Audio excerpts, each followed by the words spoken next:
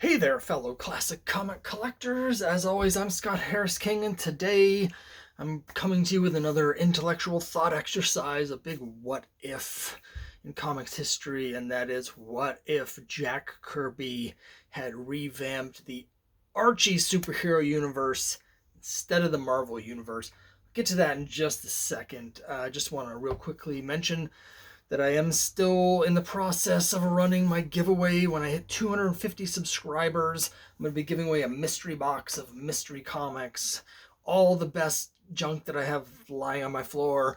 It's going to go to you if you're the lucky winner. So I'm going to have the link down below.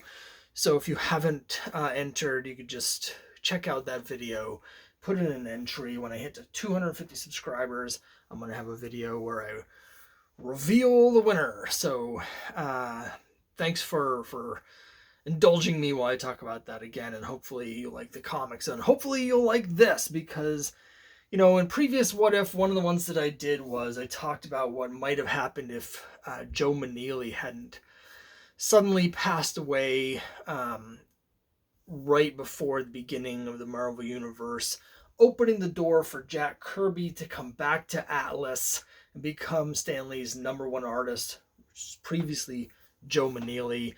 And then that, of course, led to the creation of the Marvel Universe as we know it. This is sort of the flip side of that. So one thing that's interesting, of course, the Marvel Universe, we all know it's very famous that Fantastic Four #1 came out with the cover date of November 1961 and became, this groundbreaking thing. And there's a lot of debate about exactly who did what in the creation of the Fantastic Four. A lot of people think that most of the ideas and the characters and the plots were from Kirby, and that goes for all of the Marvel characters that Kirby had a hand in. He's considered to be, by a lot of people, the real creator, the idea man. I don't want to debate that here. But what's interesting is that even though Marvel didn't get into the superhero game until the end of 1961, DC, of course, had started putting out their new line of revamped Silver Age superheroes several years earlier. And through the late 50s, we're bringing out more and more of these superheroes, and they're more and more successful. And what some people forget, if they even knew it to begin with, is that Marvel was not the first company to follow suit and jump in on this new superhero craze. Archie Comics beat them to it significantly, because by 1959 they were putting out their own line of superhero books. And who was in charge of that line of superhero books? You guessed it, Jack Kirby. So here we have, I'm holding in my hand a copy of The Fly #2. And basically the way it worked was that Kirby was, at that time, he had just returned to Alice, but he was still freelancing with some other companies. And one of the companies was Archie Comics. They decided to relaunch their line of superhero comics, and so they turned to Jack Kirby and his old partner Joe Simon. They reunited, interestingly enough, for a comic which I don't have, called The Double Life of Private Strong, which was a revamped version of their patriotic hero, the Shield. So, of course, the Shield predated Captain America, created by Simon and Kirby.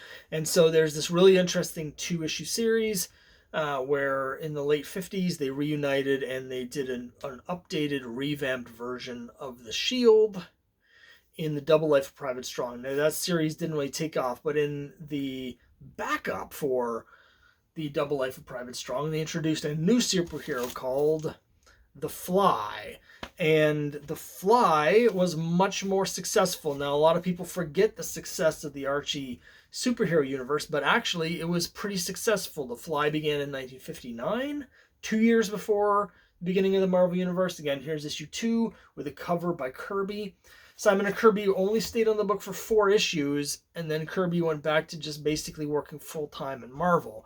But The Fly actually continued for a number of years. In fact, it got to issue 50 all the way up in 1967. So it's quite a successful series. 50 issues, 8 years.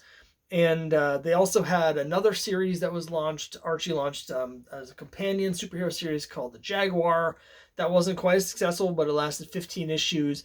And then eventually in the mid-60s, they did The Mighty Crusaders, where they brought back a bunch of the other MLJ superheroes. Of course, before Archie himself existed, MLJ had a whole line of superheroes with characters like Hangman and the Comet.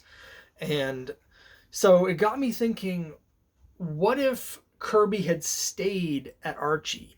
What if instead of bringing his ideas to Marvel, like the Fantastic Four, and publishing those in Marvel, he had brought those to Archie? And what if instead of revamping some of the older Marvel characters like Captain America and Namor the Submariner and the Human Torch, he instead was doing full-time revamps like the Shield as Private Strong, but also some of their other top superheroes?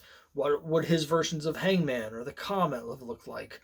I think it could have been really interesting. One thing, though, when I think about this, Kirby clearly was already an idea man. The whole time he was innovating new concepts in the 40s and the 50s already. But the Kirby that we think of as sort of this groundbreaking, like sci-fi, high concept guy with the stuff like the Silver Surfer and Galactus and then the New Gods and then later the Eternals and stuff. That's not the person I think that we were seeing in the late 50s. I think he became that person through the 60s. The 60s as a decade, being exposed to lots of new ideas, really sparked Kirby to go in this new cosmic sort of direction with his books. And so I don't think we would have originally seen that stuff. And if you look at his work at Archie, the few issues here, instead of having Stan Lee doing the scripting and the co-plotting or whatever their relationship was, it's his old partner Joe Simon. Now, I'm a big fan of Joe Simon. I particularly love his crazy 70s work. But if you look at the work of Kirby in the 70s, side by side with the work of Joe Simon in the 70s, when they were both coming out at the same time, being published by the same publisher, DC, there couldn't be more different in terms of their aesthetic and their thought process. And so as much as I love Joe Simon, I think in terms of doing groundbreaking superhero work, having Kirby with Simon in the 50s is going to be stifling their creativity. So let's just extrapolate here. Simon and Kirby, they both left the book with issue 4. What if Simon had left and Kirby had stayed on and been doing the writing himself? It's just really interesting to try and figure out like how much of the ideas we saw in the early Marvel Universe were pure Kirby and how much were with the collaboration between him and Lee, and what would he have done if he had complete, the keys to the kingdom and could do anything he wanted with the Archie characters. I would have loved to have seen his version of Hangman. I think that would have been really exciting. I like the Comet too. I think the Comet's a really cool character. Most famous for being like the first superhero to die in comics. He died in Pep Comics, either 17 or 18, I forget. And then the Hangman is his brother, who became the Hangman to get vengeance for his murdered superhero brother.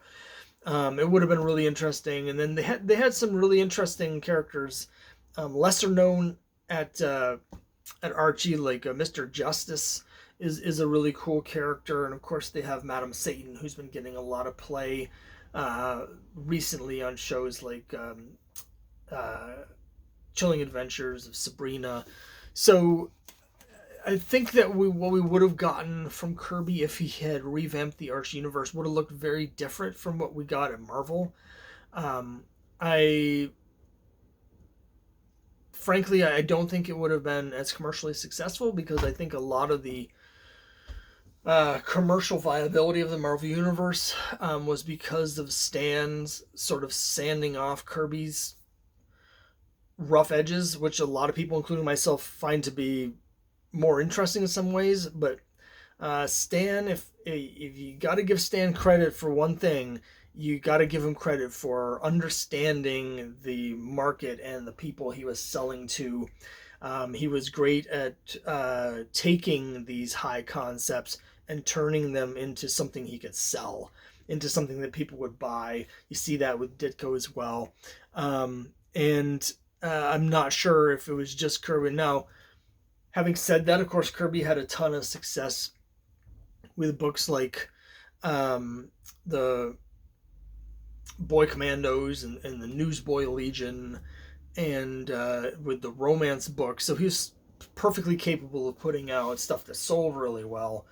But I just am not sure that this sort of high concept idea man that we had with Kirby in the early 60s and into the mid 60s would have been nearly as commercially successful.